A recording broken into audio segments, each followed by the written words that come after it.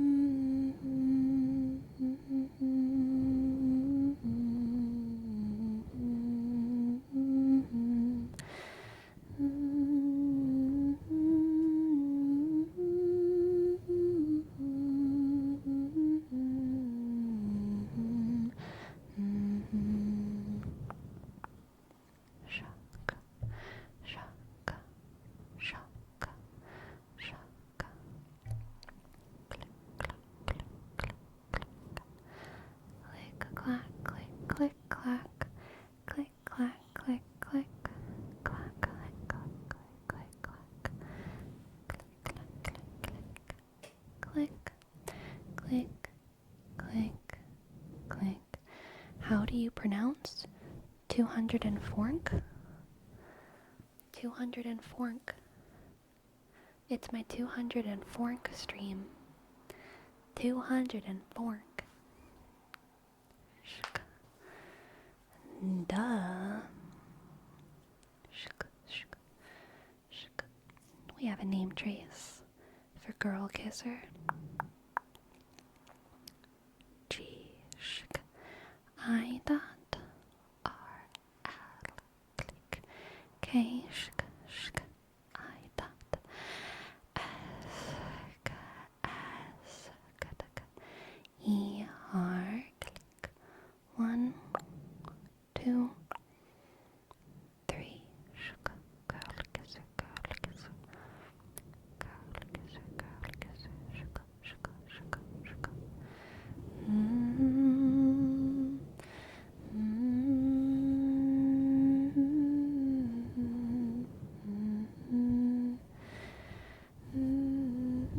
Did you see there was an ACOTAR ball? I think I did see that, but I didn't look too deep into it. I didn't look too deep into it. But I feel like I've seen a little bit about it, yes.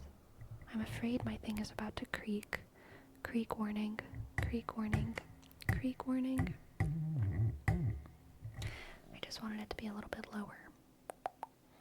Sometimes I just get the urge to move my mic a little bit lower, you know what I mean?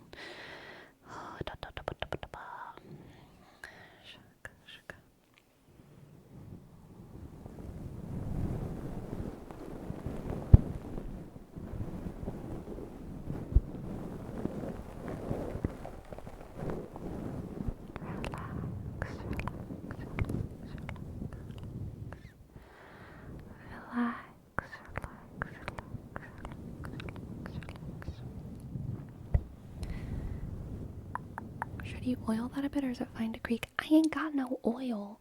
All I got's toasted sesame oil and canola oil.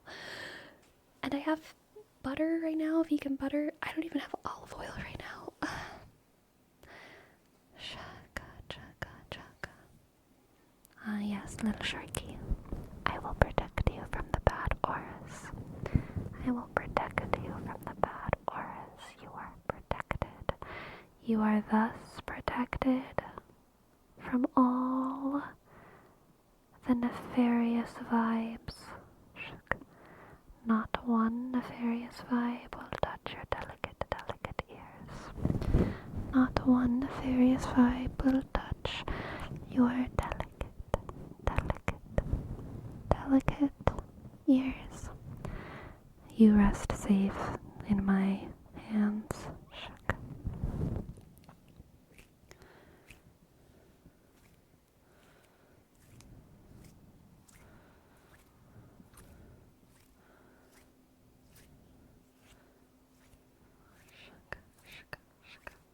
I just had this weird thought. I don't know if I should share it.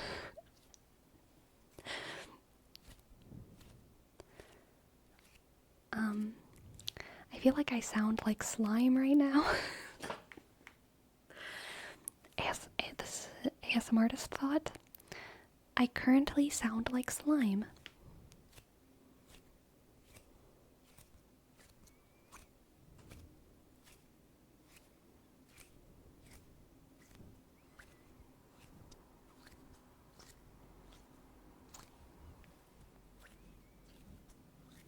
No joke, I thought you were messing with slime. Yep. I currently sound like slime.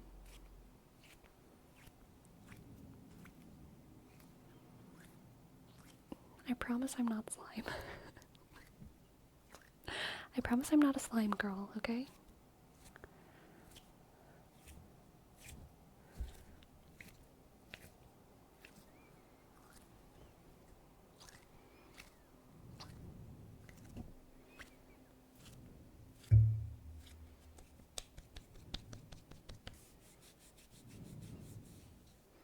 You said you had a slime girl phase.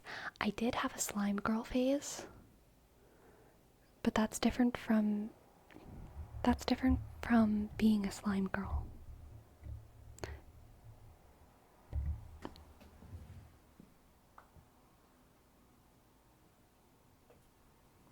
The sun has set. I must adjust my exposure. Shook. Shook. Shook. Shook. Shook. Shook. Shook. Wait, what is a slime girl face? Exactly. Okay, there's two slime girls. There's two things and there's a miscommunication here that's going on, okay? There's a miscommunication. Thank you so much, Bouclair-Robe.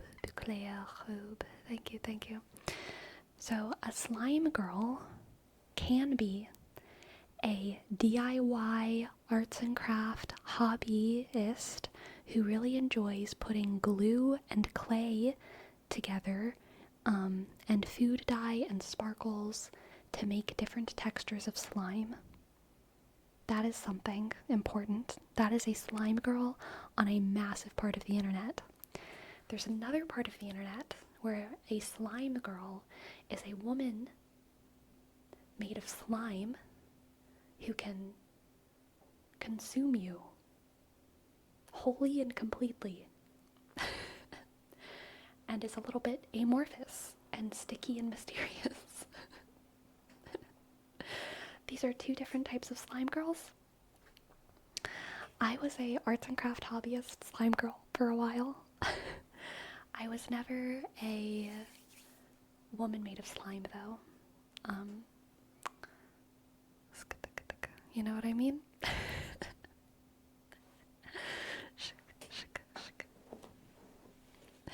Exactly, Miss Hollow. You understand. You understand. There are some people who have traversed in both worlds before. We are a rare breed, but there are some among us who are familiar with both.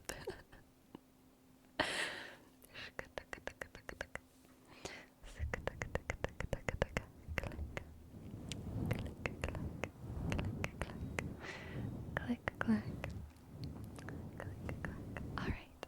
We have a name trace for Fluxidol, F, shk, shk, L, U, shk, X, I, T, click, A, shk, L, shk, L, shk, shk, shk, shk, shk, shk, shk. Yada-da-da-dun, yada-da-dun, dun, dun. The wounded would heal from hearing his wounds. By hearing the muse's beautiful song, the warrior would feel charmed, but also infinitely empowered by her beautiful voice. The kingdom will be protected and safeguarded by her celestial aura and her magic presence until the end of time. Clarion, Clarion, my ego has feasted tonight. You will be remembered, Clarion, in the halls of my light. Clarion, Clarion, Clarion, Clarion, un. There we go. I kept hitting it flat. I was just so shook. I was just so honored.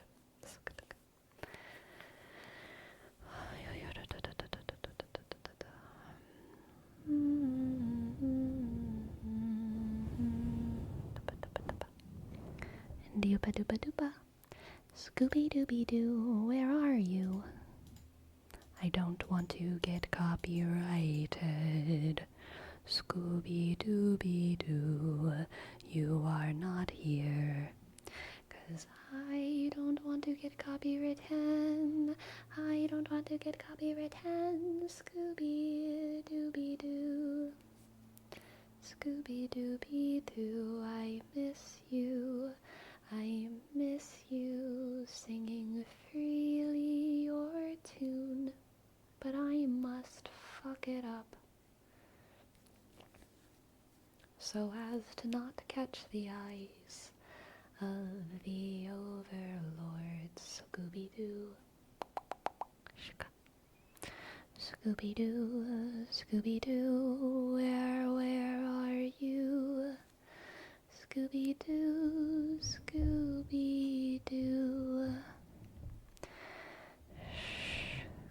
Oh, what will we do without Scooby-Doo? Mysteries unsolved. Shaggy absolved from his mutt. What kind of dog is Scooby-Doo? Is that a dumb question? What kind of dog is Scooby-Doo? I don't even know. He's just a dog. Hound? Okay. Great Dane? Okay, Great Dane. Yeah, that tracks. I could see that. That makes sense.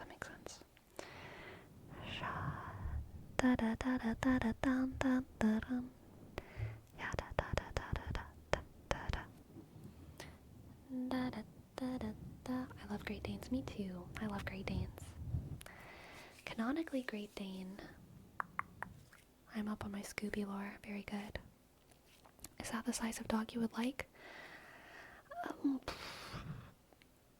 I don't know. I like dogs. I really like mid-sized dogs, and I really like big dogs too. I don't think I have a preference between mid-sized and big, but I don't like the little baby. I mean, that's not true. I like the little baby dogs, but I can't get behind their crazy breeding and sadness, and I think I would probably prefer a mid-sized to large dog. But yeah, other than that, I'm pretty flexy. You don't like rats? I mean, I do like them, like little tiny little puppy dogs that are like tiny. Like, of course I like them. I love them. How can you not like a little dog? They have so much personality. But I probably wouldn't want to own one. Is a golden a mid-sized dog? I would categorize golden as big. I think when I think mid-sized dogs, I think like a lot of terriers. I think of a lot of like kind of what are those ones called? Like those little there's some shepherds. No, weenies are small dogs. There's some shepherds that are like multicolored. And then there's also collies. Yes, collies. I was thinking of collies. I like collies. I can't think of the state dog of Louisiana.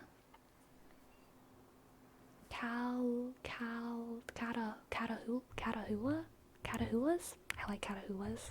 Adorable. Catahula? Catahula. I think that's what they're called. I like those. Yeah, I like a lot of dogs. Kuzahira? No. Catahoula, according to Google. Yes, catahoulas. I think they're lovely. Is that what Blue Dog is? I don't even know, Mist Hollow Griffin. I always thought of Blue Dog as a kind of small to mid-sized dog. Like on the smaller end of mid-size, but I'm not really sure. Bluey from the show? No, the New Orleans Blue Dog. If you could have any dog, which one would you have? I don't have like a favorite breed. I really don't. If I could have any dog, which one would I have? The one that presents itself to me. The one that is delivered to me by the dog deliverance program, okay? Could you beat Scrappy-Doo in a 1v1? Hell yeah, I could. I could knock Scrappy-Doo into another country, okay? Easy peasy.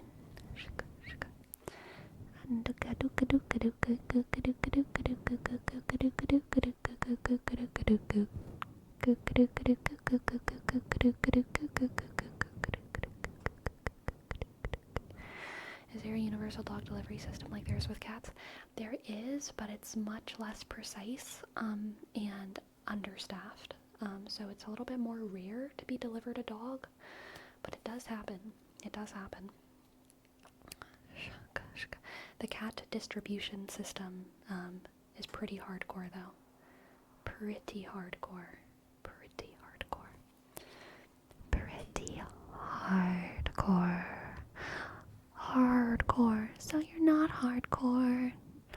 I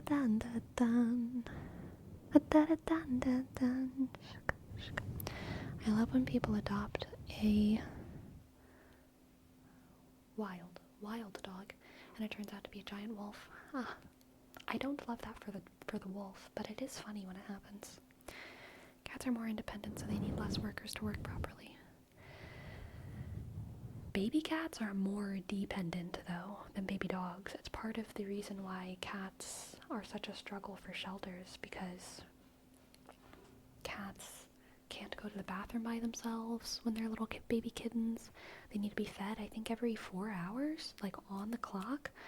So if a cat loses its mama, it needs like round the clock intensive care until it gets to a bigger age. But dogs know how to like eat and shit a little bit better. Ain't that the same as puppies? I think kittens are more work, like baby kittens are more work than baby puppies. I'm pretty sure. But I mean, I could be wrong. Have you ever had a kitten? I've never had a baby kitten. I've had kittens that, you know, had their eyes open and could like run around. But I've never had like the couple times when I've been in the presence of baby kittens, they had their mama. So that was good. But yeah, I've never had like a baby kitten that didn't have its mama. I've only had kittens that were like past the weaning phase. Still kittens, but not baby. Newborns. Thank you for the word I was looking for, Netrix. Cats are more dependent than what I thought. Yeah, they're pretty useless right out the womb for a while. Like a couple weeks, I think. They like if you do not help a cat go to the bathroom, it will just die. If you don't like massage its tummy, it will just die. Dogs know how to do that. I'm pretty sure. So like just that phase is like just such a risky kind of time for kittens, because if they don't have their mom, then like they're just gonna die. And so taking care of kittens can be really intensive if they're newborns. Korusamet. Thank you for your name, Trace. Clickety clack. K shk shk. U sk. R shk. U S A. Click. M sk. A. Click. T shk. Korusamet.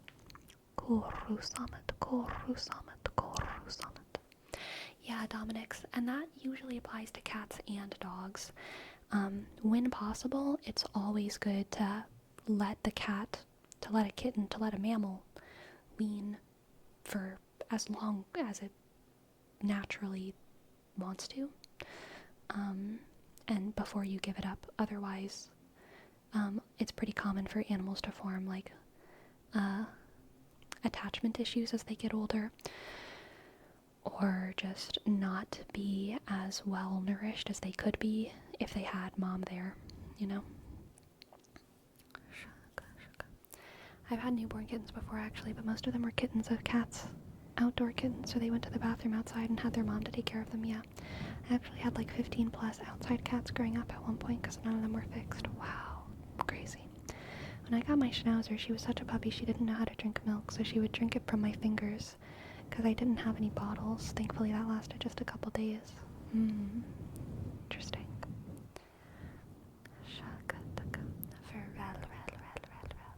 We have a word for hamburger.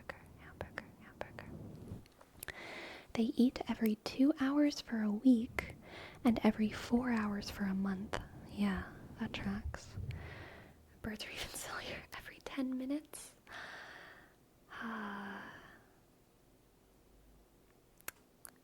Little tiny dinosaurs. The little tiny dinosaurs that we just cohabitate the earth with. Hamburger, hamburger, hamburger, hamburger, hamburger, hamburger, hamburger, hamburger. Hamburger, hamburger, hamburger,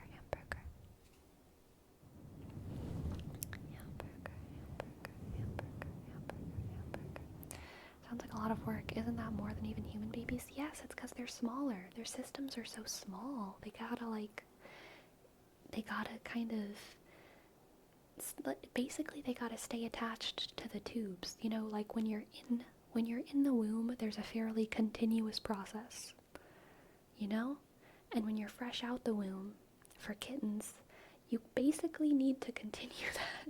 Like, and birds, even smaller, you kind of need to just, like, keep everything going, because their little bodies are so tiny, and they need to grow. Shook, shook, shook, shook. Aw, thank you, Siristeria. Thank you, thank you, thank you. Click, click, click, click, click, click. Hamburger, hamburger, hamburger, hamburger, hamburger, hamburger. I'm not gonna say that word rep Creed. I'm gonna refresh your point, or refund your points. Because it could be misheard.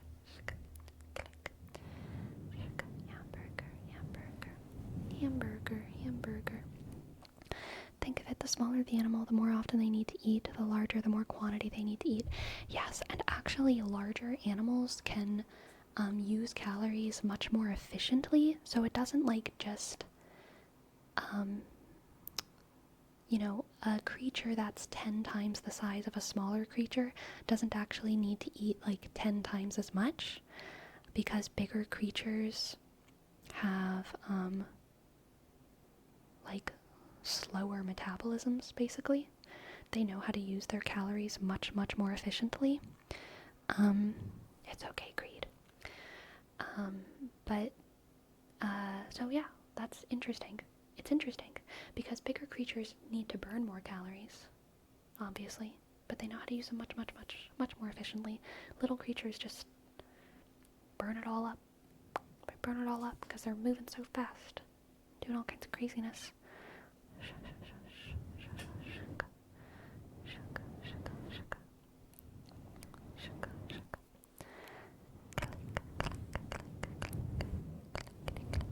Click clack, click clack, click clack, like adult lions eat like every 5 days, I think. I know. I think it's even longer than that. Well, maybe that's true for like whenever they're comfortable, but I feel like I've seen like Discovery Channel like shows about lions, and they're like, this lion is very hungry. It hasn't eaten in 3 weeks and it's hunting now, and then they show it like hunting, and then it like misses, and the gazelle gets away, and then the narrator is just like, it'll be another couple days before they try again. And the lion's just like, Imagine, I would be so hungry if I was a lion. I would be so hungry. I would cry. Hunting is super difficult. I know, crazy. Imagine having to legit hunt for food. I know. But yeah, thank God. Thank God we just get to like eat grapes. Thank God so much of what we eat as humans doesn't move. It just stays still. And we can,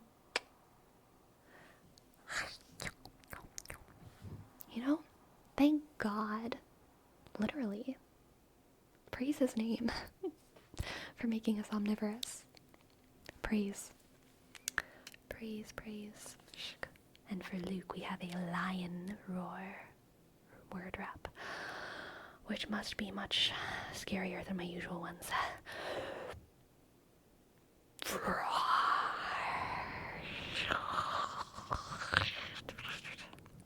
That's all I got.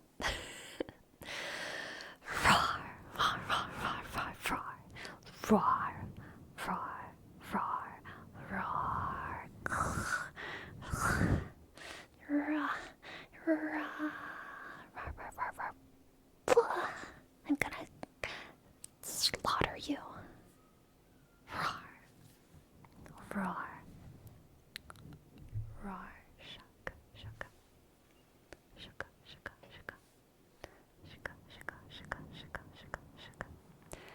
Shika. Yeah, we're safe now.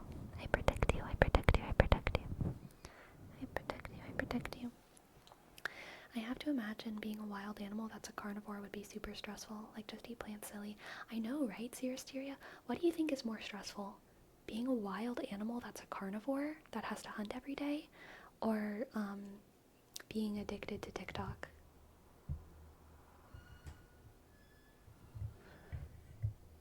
What do you think is more stressful? I don't know. I kind of feel like wild animals don't stress, even though they're definitely stressed. But I kind of feel like TikTok might be more stressful. Because, like, low-key, I feel like animals, whenever they hunt, are kind of having fun. Then again, I guess TikTok people are, like, kind of having fun. But I don't know, man. I don't know. I guess that's the nature of addiction and anxiety and need and hunger and sentience and pleasure. It's super weird how predators and prey sometimes just ignore each other near bodies of water. It's like a truth. Yes, I love it.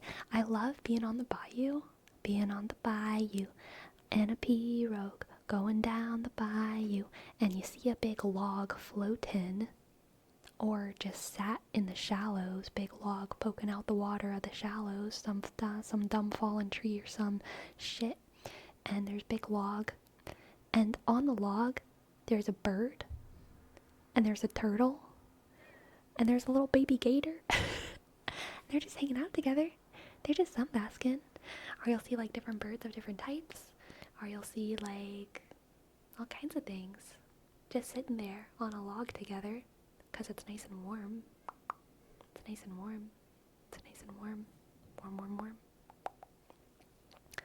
Animals don't pay to live on Earth. I know. They are territorial, but they're not landlords. There's a difference. Imagine being addicted to food and water. LMAO. So real, Synthflop. Imagine being addicted to food and water instead of plastic and video games.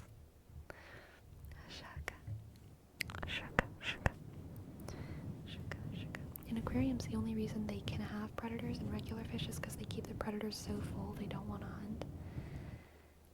Oh god, I hate aquariums. That gives me icky feelings in my consciousness centers, in my stomach, in my heart, and in the chain between the two. There is a sickness. There is a sickness that I feel whenever I think about the shit that happens in aquariums, and also the Louisiana Capitol.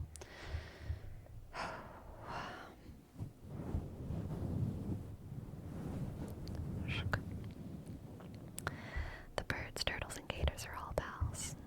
They're all pals when they're full and warm and happy. Thank you, Siristeria. Sleepy, as a person from Louisiana, how much do you love Creedence Clearwater Revival? You know, it sounds familiar, but I don't even know what it is. I'm sorry. It sounds very familiar. Creedence Clearwater Revival. Sounds so familiar, but I don't know what it is. I'm sorry. Is it a band? Is it a Cajun band? Band that made Fortunate Son? Okay. Yeah, I don't have any hot takes. They're from California? Okay, that was kind of originally what my suspicion was. I was like, I bet they're just capitalizing on the Cajun aesthetic, but I didn't want to say that if it wasn't true. Yeah. Sleepy, have you ever seen the rain? I have. I love the rain. I love the rain. I love the rain. I love the rain. I love the rain. I love the rain. I love the way it pitter-patters on the stained glass windows of the cathedral while I pray, while I long to the angels. Hey, I'm back. You want your Korean Japanese challenge of the day? I would love a little challenge of the day, Hyun. I would love one.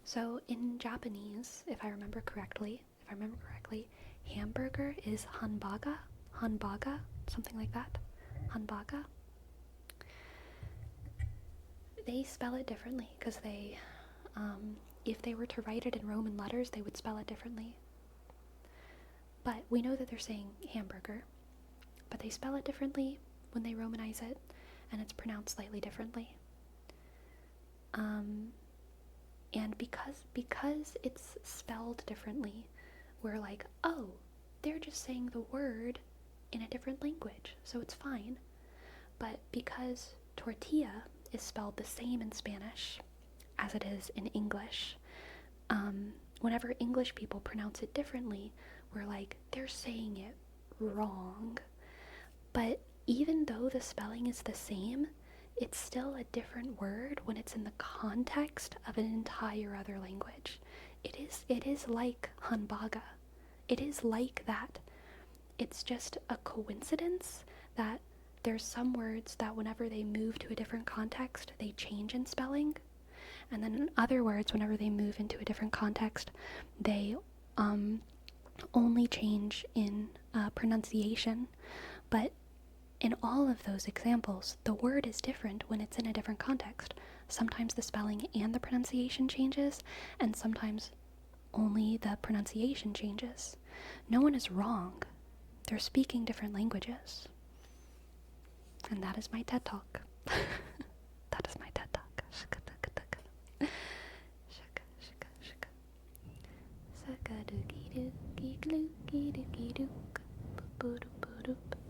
And that's why it's important to listen in good faith, you know? It's important to listen in good faith. If you really don't understand what someone is saying, of course, ask them what they're saying. And if someone is speaking a different language and they're like truly saying something incorrect, it's like let me see. If a Japanese person were to come to America and say within an English sentence, say hamburger, like hanbaga, and if they were my friend and I or whatever, I might gently tell them how to pronounce the word. But yeah, if I'm just having a chat, then you gotta listen in good faith and just respond in good faith and try your best to communicate, you know?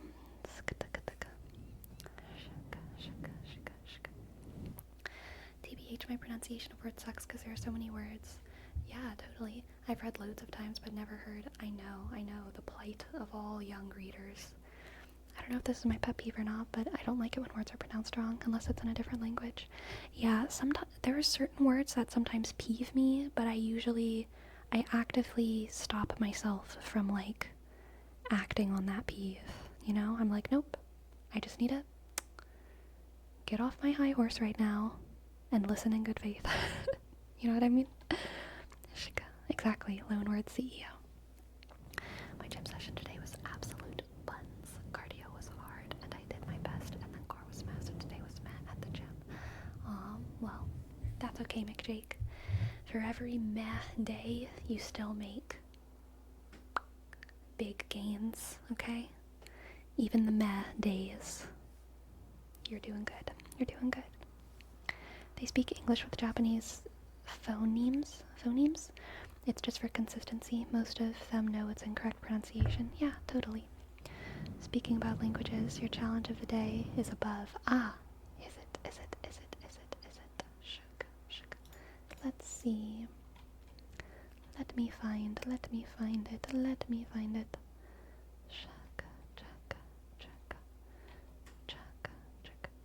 Okay, here's your Korean Japanese of the day. The phrase is, the world is beautiful. Lovely phrase, Yan. Thank you.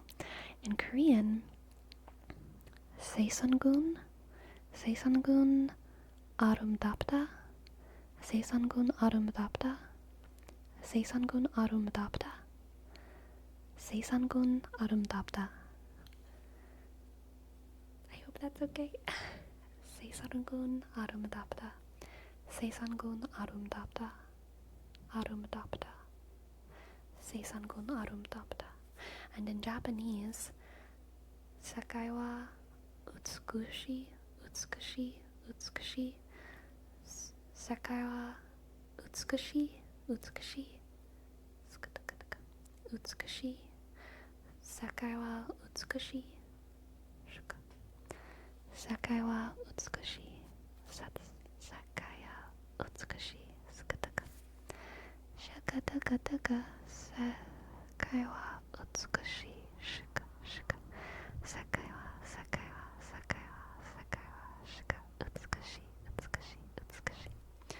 Utsukushi.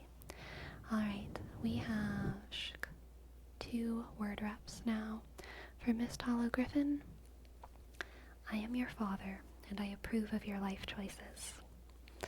I am your father, and I approve of your life choices. Ah, thank you, Hyun. Thank you, Hyun.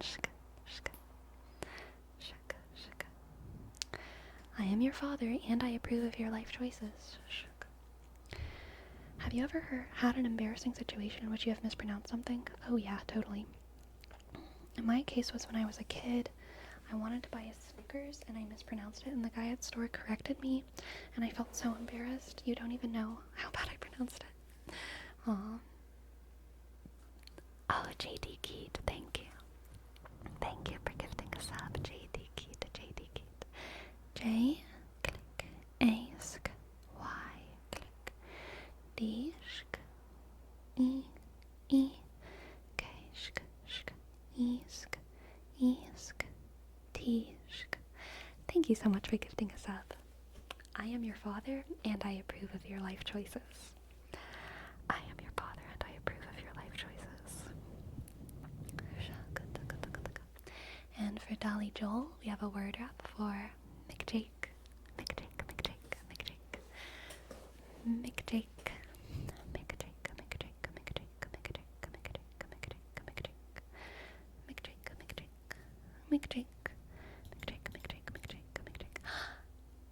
JD Keat, thank you. Thank you so much. Thank you for gifting 5 subs. Thank you for gifting 5 subs. Thank you, JD Keat. J, click, A, Y, sk, D, click, E, K, sk, E, click, E, sk, T, sk. Thank you. JD Keat. I think my most frustrating mispronunciation story was whenever I was doing a presentation for Veterans Day in elementary school. I want to say I was in 4th or 5th grade, and I had a script, and I needed to say this. Something about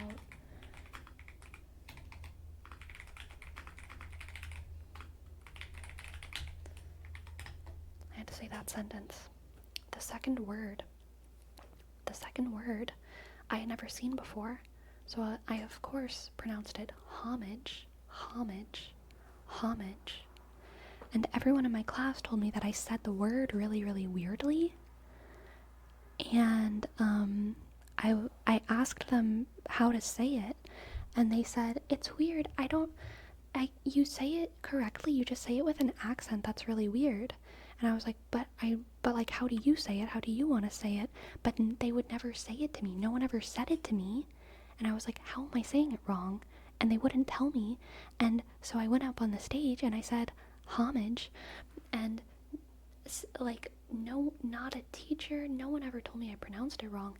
And it literally wasn't like until years later that finally someone was like, we say homage. And I was like, why did no one tell me? Especially when I directly asked. I was like, please tell me how to pronounce this word. And they were like, you just say it weird. It's like it sounds weird in your mouth, but like I can't really tell you how to say it right. Very frustrating moment. I feel like both of these are okay. I think they are technically both okay, but it still frustrates me that no one explained that situation to me when I was like 11 years old, because it caused much shame and inner turmoil. and frustration. But yes, homage is the more francophonic way to say it, and then homage is like, the Midwestern normie way to say it. So like both of them are fine, and I grew up in a very French place, so I guess more people were used to hearing homage. I don't know. I wonder why they wouldn't say it. I know, it was so weird. Like, I remember so clearly talking to this, like, one specific girl in my class and being like, because she was telling me I said it weird, and I was like, how do you say it? And, y'all know the person in the Bible named Hannah? There's a person named Hannah in the Bible. The previous week, I had to do some kind of religious Bible presentation talking about the biblical Hannah. And what this girl in my class said to me was, she said, the way you say homage, I feel like you've just had more practice with that word because you did the presentation on Hannah last week, and so it just sounds weird whenever you said it, and whenever you say it, because you have more practice than everyone else with that word, but no one else says it like that. That's what she said to me, and I ruminated on that for months. Like, I just wanted someone to tell me how everyone else was pronouncing this word, and no one was willing to say it. No one was willing to say it out loud for me. And I just wanted to know. I just wanted to know how to say the dumb word. People not being helpful. Yeah, I mean, to be fair, she was also like a 5th grader, so, like, I'm sure she was trying her best, living her life. Man, no one delivers roasts like little children. It wasn't even a roast, it was just confusing. I was like, I don't know what that means, girl. I don't know, girl. Okay, but sometimes I'll know that someone is mispronouncing a word, but when they ask for correct pronunciation, my brain goes completely blank. I've corrected people on pronunciation before and been wrong, which is always embarrassing, but live and learn. You live and you learn. I think she meant, like, you just say it with so much confidence. Probably. I was very good at giving presentations in school, so that could have been it. I had so much confidence on that stage saying, pay homage to these veterans. Does anyone know the origin of the word hour? Is it French or some shit? Hour. Good question, McJake. I don't know.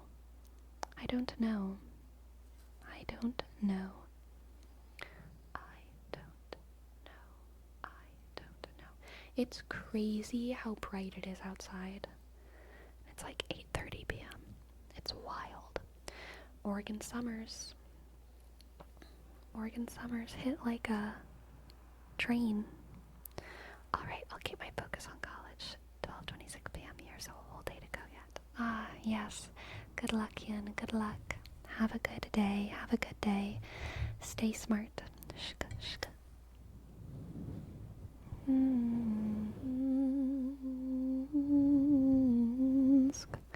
Jimmy Neutron.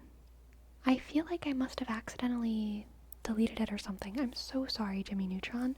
Thank you for reminding me, because I didn't see it, and I still don't see it in my queue, so I probably accidentally deleted it. Daria.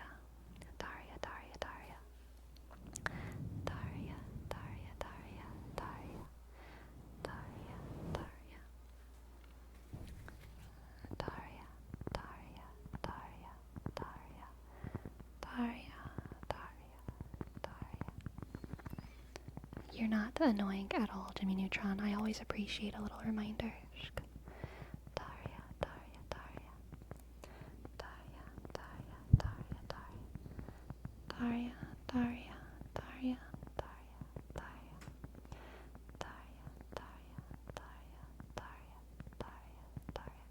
I like homage. I think it sounds sick. Oh, thank you, Siristeria.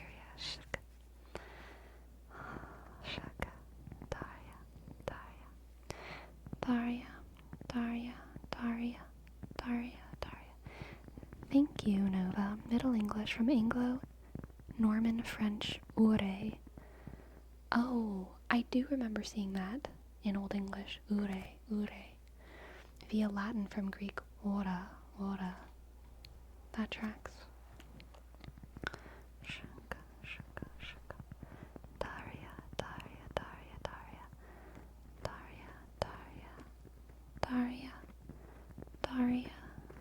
Daria. Daria, Daria, Daria,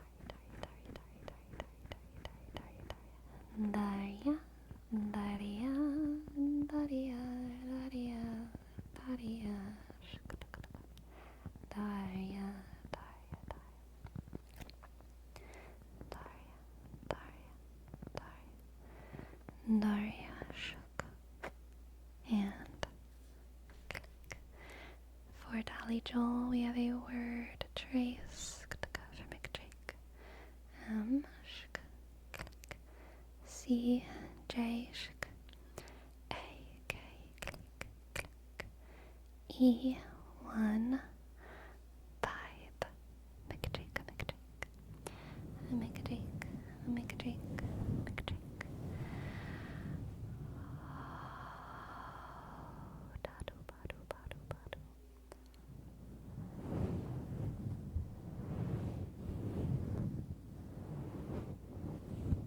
Dadu, dadu, dadu, dadu. Dadu, badu, dadu, bum. Dadu, badu, dadu, bum, bum, bum, bum, bum, bum, bum, bum. Ba-da-da-da-da-da-da. Ba-da-da-da-da-da-dun-dun-dun.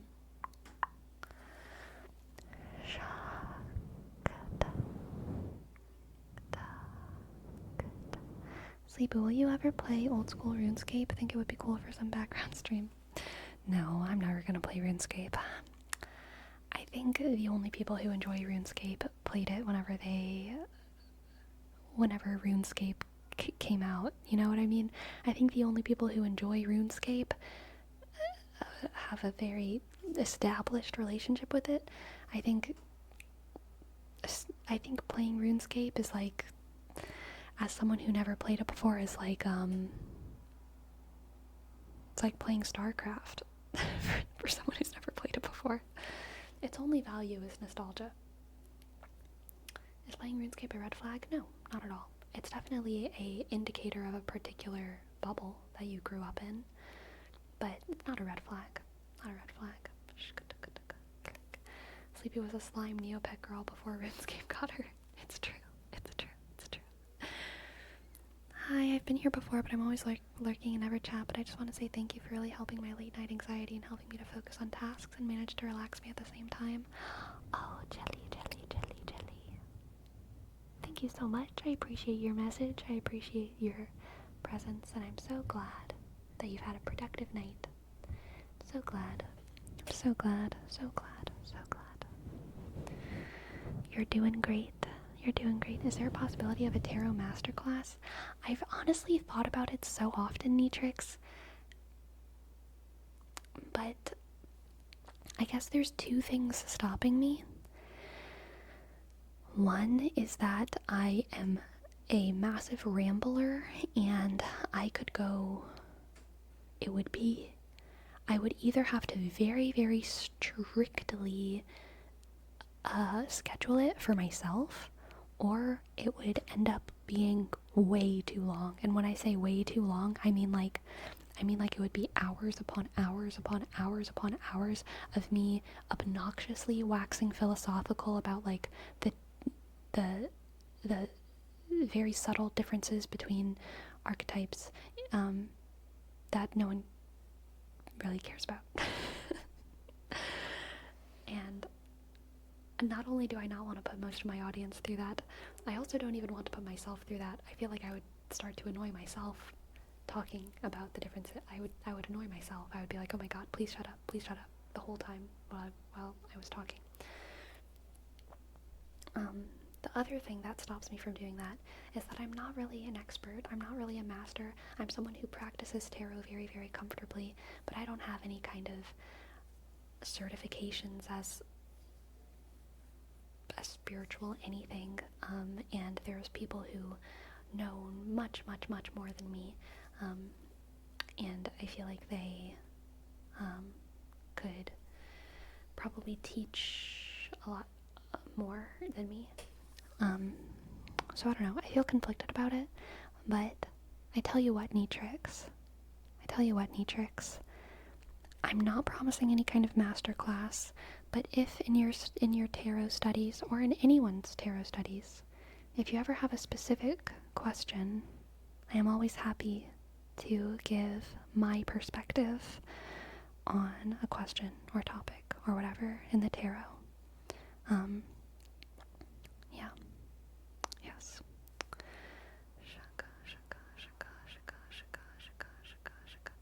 Also, Sleepy, it wasn't a rhetorical question when I asked if you wanted those books. I'm immigrating and need to get rid of stuff. Happy to send them to your P.O. box if you would like them. I really am grateful for the offer, Isolated Matrix.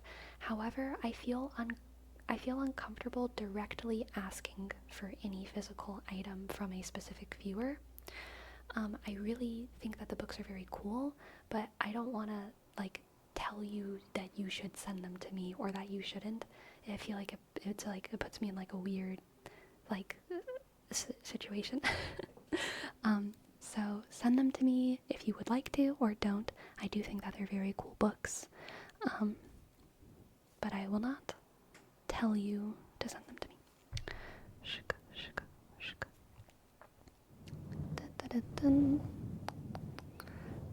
What if you did a casual class, like from the point of someone who does them a lot, but isn't, like, certified in it? Yeah, I mean, to be fair, I feel like if I were certified, then, and most people who are certified usually, like, sell classes or something. They, like, sell their expertise, and I wouldn't be doing that. So that redeems me a little bit from, like, not being an expert but still talking about it. But yeah, then the other big hole I fall into is definitely just rambling too much. Like, something that's a little bit more implementable would be maybe doing, like, a daily card study where we just look at one card and talk about that card. But then the reason that I don't want to do that is because I feel like there's a lot of people who I think most people aren't very interested in that, but there are people who are very interested in that. I like talking about it. But yeah, I don't know if it would be something that would catch on, so to speak. A casual class covering the basics of tarot sounds fun. Yeah, I guess, like, another thing that is so important to me about understanding tarot, and that a card study wouldn't work for, is that, like, I would want to do specific classes on, like, you know, fire, earth, air, and water. Or I would want to do specific classes on, like, gender or femininity and masculinity in tarot. Or I would want to do specific classes on the numbers and their significance in tarot. I would want to do specific, like, classes on specific star signs or planets and how they relate to the tarot. And it would be hard to do that if I just did it in a card study. So do those. Yeah, it would be fun. It would be fun. What's stopping me right now? Fear. Fear is stopping me. I'm intimidated. I don't really like, I get nervous whenever I'm, like, speaking from a place that I feel like other people might perceive as, like, authority. It makes me nervous. Like, what if I get stuff wrong? You know what I mean? What if I say something and then it's, like, wrong? Or, like, what if I just come across as, like, ooh, what do you know about tarot? You know, who are you? You're just a person who does tarot. You know, I feel like it makes me nervous. I get intimidated. But I mean, yeah, it would be totally fun. Fear's the mind killer, don't you know? I know it is. I know, it's my mind killer.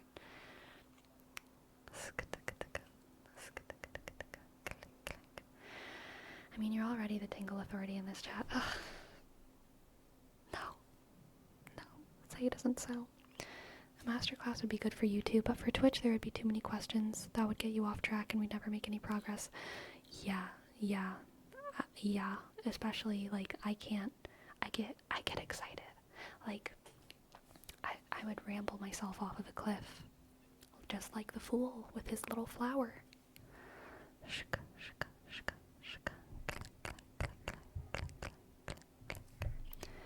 It'd be very interesting to learn about tarot. Before I wasn't interested at all about tarot, but watching your streams gave me a whole different perspective about tarot. Aw, that's nice to know, Jose. Tarot has a high degree of subjectivity, so who's to say who's really an authority on it in the first place? Exactly.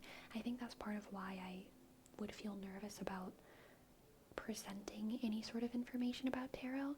There's so many very valid authorities that might practice tarot in a very different way than I do, and I would never want people watching my stream to be like, oh, but this person does something different from Sleepy, they must be wrong, or this person does something different from Sleepy, so Sleepy must be wrong. And I know inevitably that's just gonna happen because that's how the internet is, but it makes me sad to imagine being in that situation. Do you have a favorite card or card that speaks to your life experiences? Oh yeah, I have a couple favorite cards. I really like the Star. I really like the Hermit. The Hermit is my favorite card. The Star, I really like. High Priestess, I really like. The Magician, I really like. I like the Magician more than the High Priestess. I probably like the Hermit, and then the Magician, and then the Star, and then I really like the Eight of Pentacles. I really like the Four of Wands. I like the... yeah, I think those would be my most favorite cards, but I might be forgetting some. You talk to us with authority all the time. You test us on US geography. You insist there's no war in some city. You educate us on religion and theater and language. Calling me out. I'm just lying. I'm kidding. I'm not lying. It just makes me nervous. I guess maybe it's because I really care. I care. I really care. I really care. My partner and I did tarot readings together because I brought up you were streaming and how you do tarot sometimes on stream. She busted out her Hieronymus Bosch theme tarot real quick because she also enjoys tarot. Aw, nice. Very nice, very nice. Sharing is caring. True, true.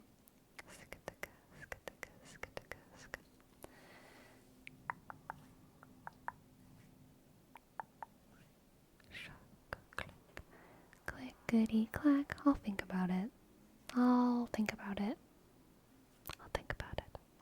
Sleepy, I've had a question for a while now. Is there such a thing as a couples tarot? Like reading for both people together? Yeah, totally. Yes, absolutely. Absolutely. After playing Persona games, it honestly introduced me to tarot cards in their meetings, so I really like hearing some type of lore from each card and want to learn more, yeah. Yeah, I mean, to answer your question more thoroughly, Sebastian, there's people who will do tarot readings for entire years. Like, not like what's my next year, but like what does the next year have for Earth? There's people who do tarot readings for countries. I personally feel like it's very, very hard to have a reading that resonates the larger it gets, because you're dealing with so many things, like everything gets hyper general, and yeah, so to me that makes it like a little bit less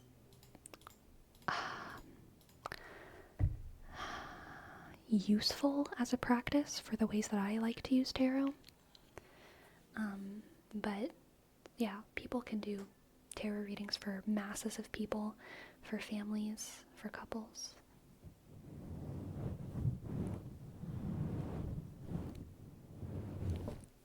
Sleepy, you're smart, and I love your perspective. I've only been here for a little bit, but as a mental health professional, I can spot good and bad vibes real quick, for real. Oh, I get no bad vibes from your streams, and that's why I followed you really quickly and why I come back a lot. I'm gonna ban you. Thank you very much. Thank you very much. I appreciate it. I'm not gonna ban you. That means a lot to me.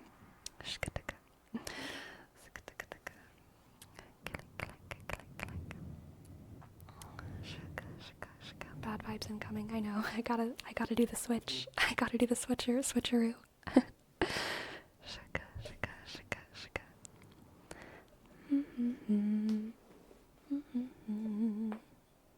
Shaka. Gotta balance it out. Exactly. It's my Jungian training. If anyone's nice to me, I must be mean to them. Shaka, shaka, shaka. Shaka. I'm too good at mental healthing. It's true. It's true.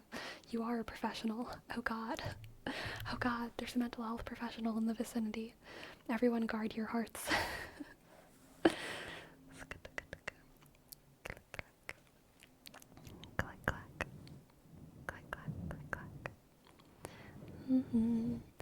Any soiree into palm readings or interest just in the tarot? I love hearing you talk with such passion about it. I have a soiree into palm readings. I never really did it myself, but I was once involved with like a tarot astrology group, and some of them were like professional palm readers. So I got my palms read, which was very fun, and they taught me a little bit about palm reading, but I honestly didn't retain too much of it.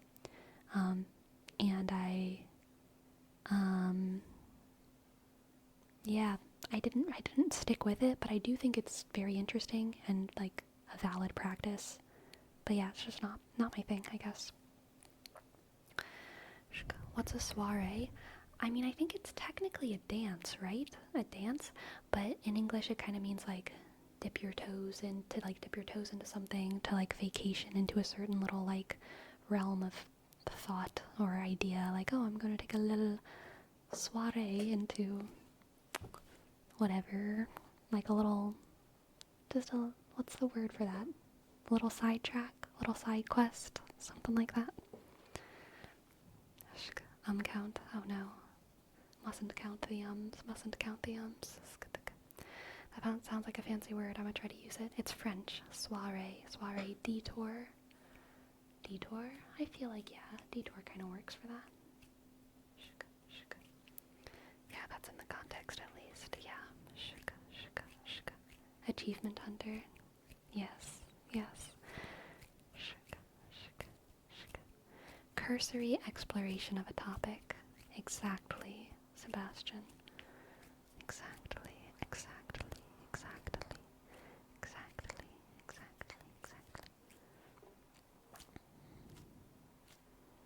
Isn't soiree an evening gathering? Ah, that's ringing a bigger bell, isolated. I don't think it is a dance. I think it's a dinner party. Is that what it is? Dinner party? Any French word is probably, either food or dancing. Or revolution. Food, dancing, or revolution. I'm holding a soiree tonight and you are all invited. Yes. Exactly. Let's have a soiree about this project before we fully engage about it. I feel like that's a weird use of it for but it's like technically grammatically fine.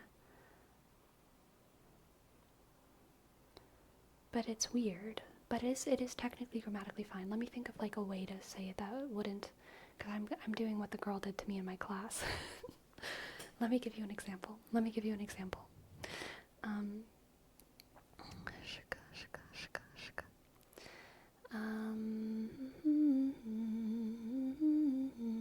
Let's have a soiree about this project before we fully engage about it.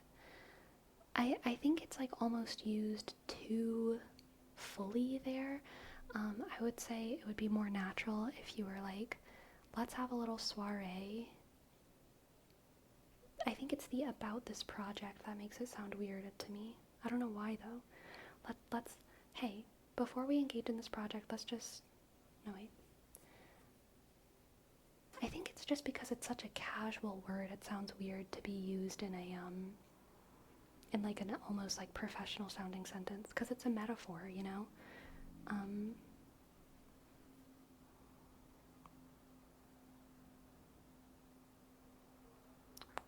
I think it'd be more like discussing the project casually before you're engaging in it, and then someone is like, oh, should we clock this hours? And then you say, as the manager, as the boss, like, no, this is just a little soiree. Like, it's a little bit, like, I, it's strange, it's a metaphor. It's a metaphor. Yeah. Shka, shka, shka. That sounded way better. Yeah. Thank you. It's more social than homework. Yeah. Yeah, yeah, yeah. Shka, shka, shka. Yeah, let's have a little soiree to discuss the project. Yeah, that doesn't sound quite right, but like what I would say as an English speaker,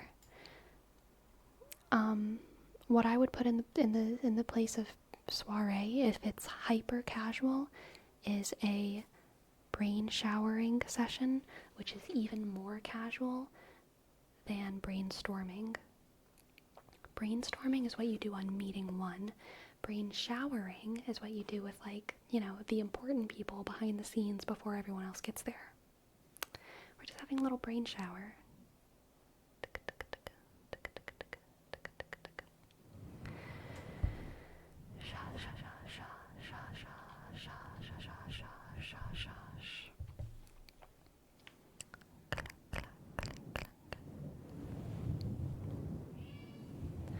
Oh yeah, that would work as well isolated. It would make more sense to say something like we should end our soiree about Project X and get into Project Y, right? Because there's a slight tinge of like devaluation when you say soiree, because you're saying like we're just partying, we're just having a little fun right now. So like, hi, what's up? I don't know. It's kind of like saying, yeah, like let's stop goofing around with expired Project X and let's start going into Project Y. We can end our little soiree and get on to Project Y. She sounds mad. No, that's not her. That's not her angry meow. Her angry meow is very, very notable. This is her just like, I saw something outside. It's crazy. I need to talk to you about it. I saw something crazy outside the window. And then she'll like kind of meow and like run to me and like meow again. Meow?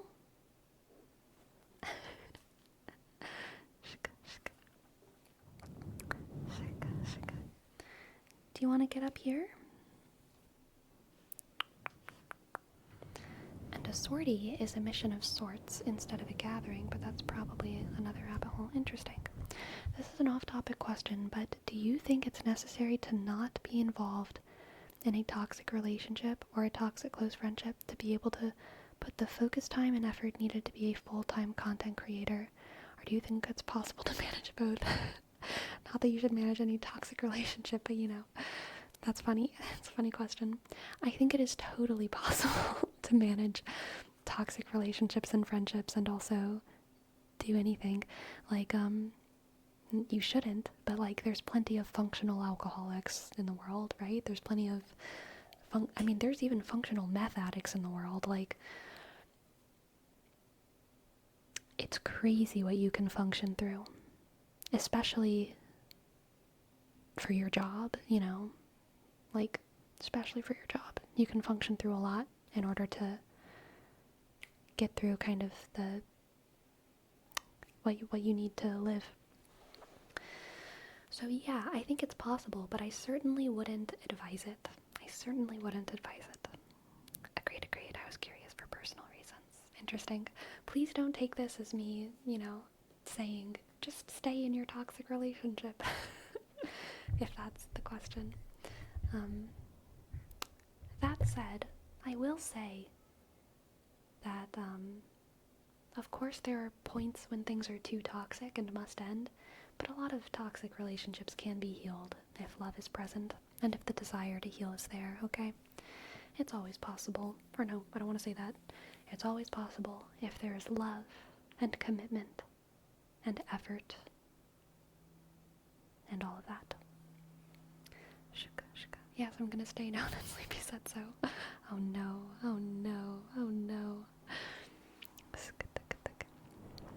Yes, what are we naming today's stream? So many heavy heavy, heavy topics.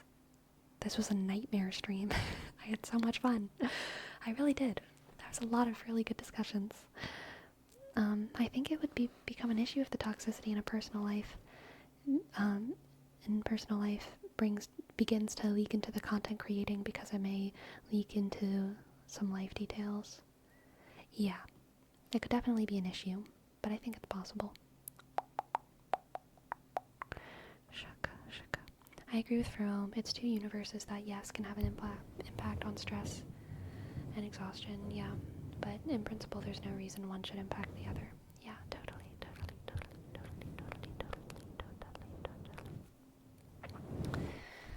Diversity in media, trigger warning topics, pronunciations. I think those are absolutely the topics that should be in our title, but I think I want to workshop what we actually call them. Let's see. Let's call it just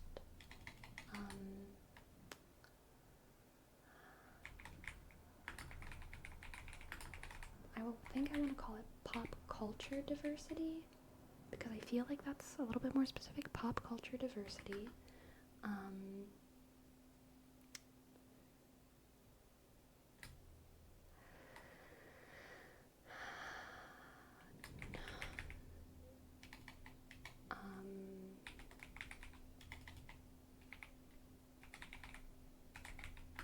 The injustice system in the USA, and world pronunciations.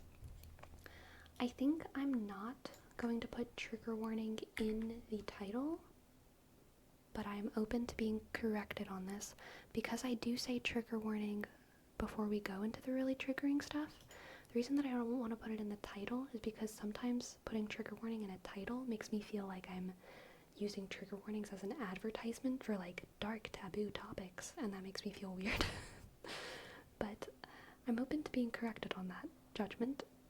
I don't know, because I could also see it being very important to be in there.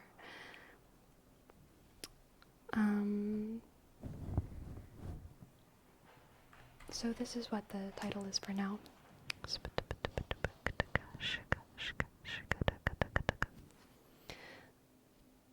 You could put a pinned comment with the timestamp of the trigger warning. I think it's okay without the trigger warning. Okay. I will leave it without the trigger warning, because I do go into a little bit of graphic detail with the slaughter story, but it doesn't last too long. And I think that's the most potential, just because it's gory and like super sad. But I feel like it'll be okay. Okay, anyway. Who are we gonna raid? Yes. Who are we gonna raid? Let's see.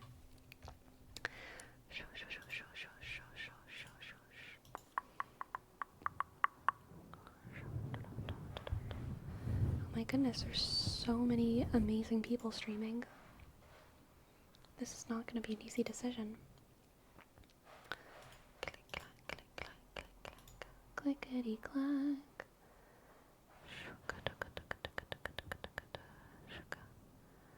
We could do Amy Pie again, or Bellsprout. Let's do Amy Pie. Yes, Amy Pie. The excellent, lovely Amy Pie. No pixies were harmed during the recording of this stream. Yes, it's true. No pixies harmed. This is her angry meow. Very distinct. Sorry. We're ending the stream just in time. Need to go tend to the outraged cat. Good night, everyone. I hope that y'all had a good night with me. I had a good night with y'all, venting my frustrations about the world, and also the things I love about the world, and whatever we talked about. It's always a good time, always good chats. Good night, good night, good night, good night. Sleepy, sleepy. Sleepy, sleepy, sleepy, sleepy, sleepy, sleepy. Good night. Good night, good night. night, good night. Good night, good night. Sleepy, sleepy, sleepy. Good night, good night. When's next stream? Wednesday.